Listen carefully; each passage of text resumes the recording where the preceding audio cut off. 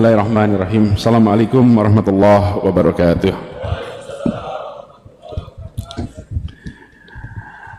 Alhamdulillah.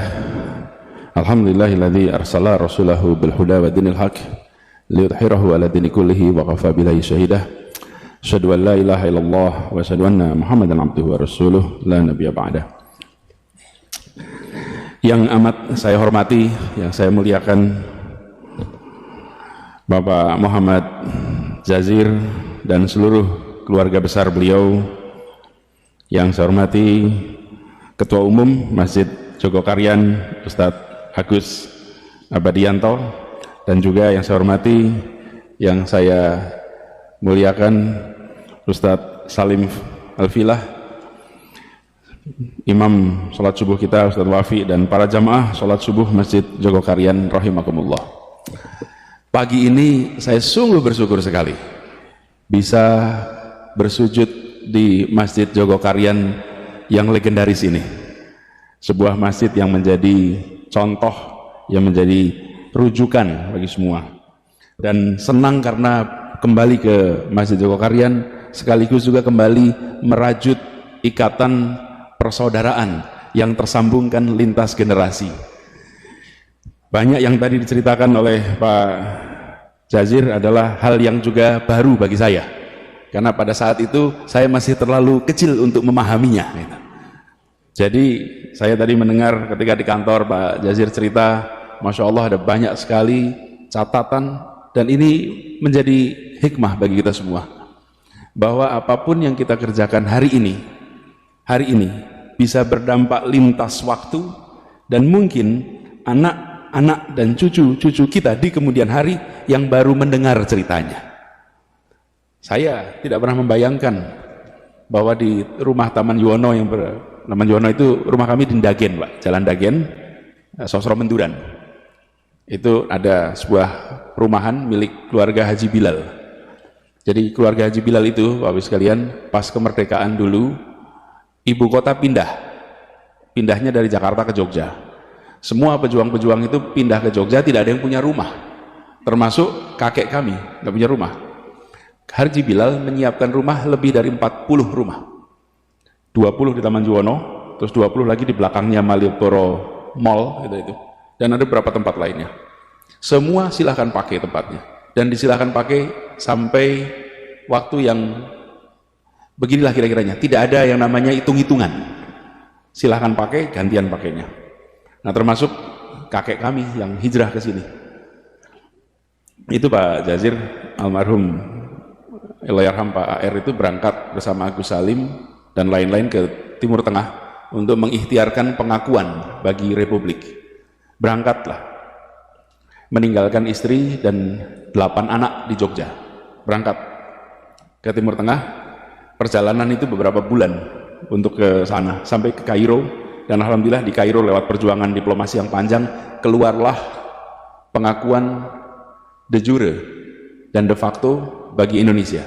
Itu adalah pengakuan pertama. Ada negara yang mau mengakui Indonesia. Yang mengakui pertama adalah Mesir waktu itu. Jadi kakek pulang ke Jogja membawa surat itu. Perjalanannya panjang, mampir ke India, mampir macam-macam, pulang sendirian. Dan untuk membawa masuk surat pengakuan itu yang ditandatangani oleh Perdana Menteri Mesir itu, dimasukkan ke dalam kaos kaki di dalam sepatunya. Ketika di pemeriksaan di Kemayoran lolos, surat itu ada dalam kaos kaki, karena kaos kakinya nggak diperiksa, yang lainnya diperiksa. Masuk sampai akhirnya singkat cerita sampai ke Jogja, sampai serahkan ke Bung Karno di Gedung Agung. Pulang, istrinya melahirkan anak yang ke-9, diberi nama Lukiana. Kenapa? Laki Ana. Beruntung saya, karena bisa sampai lagi ke sini. Anak sebelumnya yang nomor 8 diberi nama Imlati. Imlati itu artinya Indonesia merdeka lekas akan tercapai insya Allah. Lahirnya 1 Juni 1945. Jadi lahir 1 Juni, beliau masih di BPUPKI, itu semua orang sudah merasakan insya Allah Indonesia merdeka. Bulan Juni itu, Agustus kita merdeka. Tapi belum tahu bakal merdeka apa tidak. Lalu anaknya lahir yang ke-8 dikasih nama Imlati. Banyak yang tidak tahu itu kepanjangan. Indonesia merdeka lekas akan tercapai insya Allah. Yang nomor 9 dikasih nama Lukiana karena laki anak. Lukiana. Istrinya kena malaria, wafat dengan 9 anak di Jogja. Sehingga kakek dan keluarga ketika Republik pindah lagi ke Jakarta, maka kakek kami dan keluarganya tidak pindah lagi karena beliau tidak ada istri, 9 anak dan bayi yang sudah ditemani oleh masyarakat di Jogja dengan support system yang luar biasa, sehingga diputuskan tidak kembali ke Jakarta dan terus di Jogja, dan akhirnya sampai akhir hayatnya berada di Jogja, dan saya jadi tumbuh besar di Jogja karena saya cucu kemudian tinggal di tempat itu.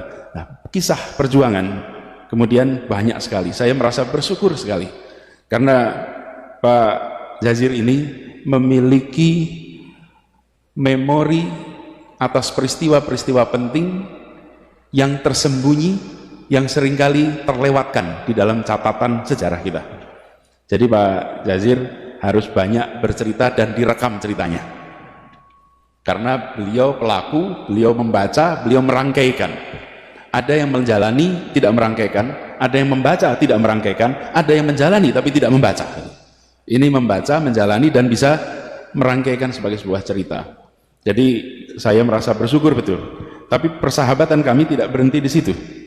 Bukan antar kakek dan Pak Jazir. Jadi kalau saya panggil Pak Jazir, panggil kakek boleh sebetulnya. Karena ini sahabat kakek saya gitu kan. Paman gitu. Kenapa? Karena berkelanjutan. Saya bekerja saya di Jakarta, kemudian mencoba membangun gerakan Indonesia Mengajar bersama dengan seorang anak muda yang sangat cerdas, alim, cerdas, wawasannya luas, bacaannya panjang, namanya Sofwan, putra dari Pak Jazir. Jadi persahabatan itu menurun, dan ketika ketemu tidak tahu bahwa orang tua kita itu bersahabat, menurun.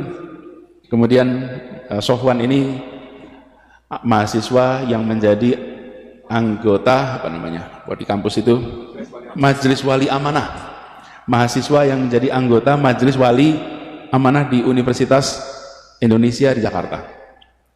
Saat ini beliau sedang berada di Washington DC. Nah, apa yang saya lihat? Seorang pejuang, seorang pendidik yang dalam keluarganya memancarkan semua nilai yang diperjuangkan ke publik, tercermin di dalam keseharian di keluarganya lewat interaksi saya dengan Mas Sofwan. Karena itu saya bersyukur sekali silaturahmi ini bisa tersambungkan terus. Insya Allah ini banyak hikmahnya, dan kita doakan agar Pak Jazir ini diberikan kesehatan terus, dipanjangkan umurnya, dan terus bisa menjadi pilar penjaga kekuatan, lokomotif pendorong kemajuan bagi umat. Kita tahu persis Al-Quran menyatakan bahwa kita kuntum khairun ummatin ukhrijatil linnas ta'muruna bil ma'ruf wa tanhauna 'anil munkar wa tu'minuna billah. Kita ini adalah umat yang terbaik. Tapi umat yang terbaik ini adalah bukan status. Umat yang terbaik itu adalah yang harus diperjuangkan. Diperjuangkan, kehormatan, tanggung jawab yang harus diperjuangkan. Dan saya menyaksikan, rasa-rasa umat Islam di Indonesia menyaksikan Masjid Joko Karyan ini menjadi contoh bagaimana ketika diberikan amanah menjadi yang terbaik, itu diwujudkan di dalam manajemen keseharian. Yang terbaiknya itu bukan status, yang terbaiknya itu bukan statement, yang terbaiknya itu adalah keseharian, kebiasaan, yang kalau dalam bahasa rumitnya itu namanya budaya. Budaya itu adalah kebiasaan. Masjid Joko Karyan memiliki itu, dan ini tempat masjid-masjid dari seluruh Indonesia belajar.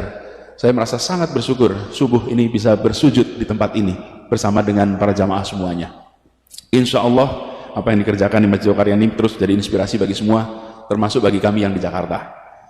Di Jakarta tantangannya tidak sedikit, tapi alhamdulillah Allah selalu bukakan pintu-pintu penyelesaian yang tak terduga. Saya masih bertugas di Jakarta sampai bulan Oktober, karena tanda-tandanya tidak ada perpanjangan. Tidak ada perpanjangan. Jika tidak ada perpanjangan ya Oktober lah, besok selesai gitu. Jadi 6 bulan lagi selesai. Makanya kami menuntaskan semua janji satu-satu, insya Allah diselesaikan. Dan kita berharap, kami didoakan agar semua yang kita kerjakan di Jakarta ini bisa menjadi manfaat bagi seluruh warga di Indonesia. Dan tadi pesan dari Pak Jazir, insya Allah saya pegang, karena beliau meneruskan pesan. Dan pesan yang sama kami terima Pak Jazir terkait dengan jumlah tahun kuliah. Jadi kalau ditanya SKS-nya ambil berapa? Alhamdulillah ambil 24 SKS per semester. 24 per semester. 18 di dalam kelas, 6 di luar kelas. Jadi yang 18 itu yang tercatat di kantor akademik, yang 6 SKS itu tidak tercatat. Konsekuensinya lulusnya lebih lama. Lebih lama. Tapi kita ini termasuk yang menjalankan prinsip kuliah itu bukan soal cepat atau lambat, tapi miskin atau kaya pengalaman. Tapi juga jangan terlalu lama, karena jadi semata-mata abadi. Itu ada istilah mahasiswa abadi ya. Cepat, bukan cepat atau lambat, tapi kaya dengan pengalaman. Bapak Ibu sekalian yang saya hormati, izinkan juga dalam kesempatan ini kami menyampaikan terima kasih, apresiasi pada Ustadz Salim Al-Filah, yang saya berkali-kali berharap bisa kedatangan beliau untuk bicara di tempat kami. Akhirnya malah kesempatannya mendengarkan langsung di sini gitu. Karena beliau jadwalnya padat, kami ingin sekali nanti suatu saat bisa bersama-sama, karena bukunya Ustadz Salim ini tentang Diponegoro itu sebuah inspirasi yang luar biasa. Kalau kita lihat, Diponegoro ini adalah salah satu pejuang yang kalau boleh kita runtut, Indonesia merdeka itu mungkin awalnya adalah Pangeran Diponegoro. Secara singkatnya begitu. Karena Pangeran Diponegoro melakukan perlawanan gerakan, karena sebelumnya belum ada perlawanan seperti gerakan Pangeran Diponegoro, Belanda mengalami kebobolan pembiayaan yang luar biasa. Ongkos menghadapi perang itu luar biasa. Perangnya hanya 5 tahun. Bahkan ada yang bilang itu 5 menit Pak. 1825 sampai 1830. 5 menit perangnya. Perangnya 5 tahun. Tapi ongkosnya buat Belanda luar biasa. Akibat itu muncul tanam paksa. Akibat tanam paksa muncul politik etis. Akibat politik etis muncul orang-orang Indonesia yang terdidik. Orang-orang Indonesia terdidik ini kemudian meraih kemerdekaan. Jadi kalau diruat tuntutannya, Ibnu Khaldun, seorang sejarawan, itu yang pertama kali mengajarkan kepada kita pendekatan namanya path dependence, jejaring ketergantungan dalam sebuah perjalanan sejarah. Peristiwa satu melibatkan peristiwa berikutnya, peristiwa berikutnya, peristiwa berikutnya. Jadi kalau diruntut, kenapa Soekarno dan kawan-kawan terdidik? Karena politik etis. Kenapa ada politik etis?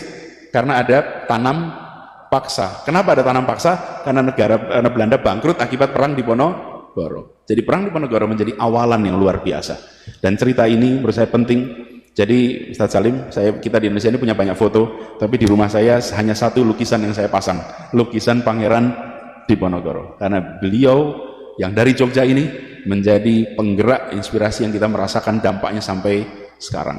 Mudah-mudahan makin banyak yang nanti membaca, memahami, dan insya Allah bisa meneruskan perjuangan lintas waktu sampai dengan sekarang ini.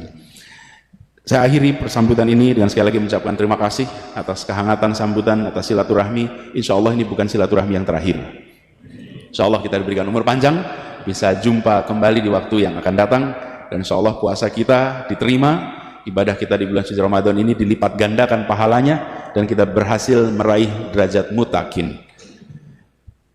Billahi taufiq wal hidayah. Assalamualaikum warahmatullahi wabarakatuh.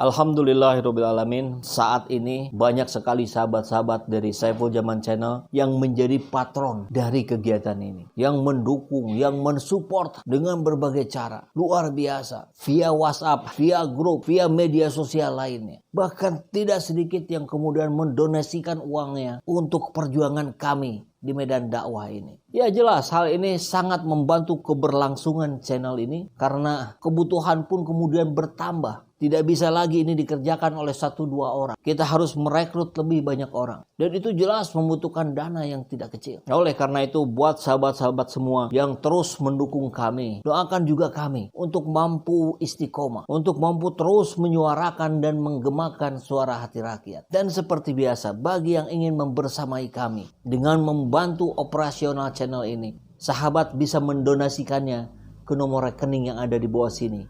Dan silakan untuk mengkonfirmasikannya ke nomor yang ada di sini.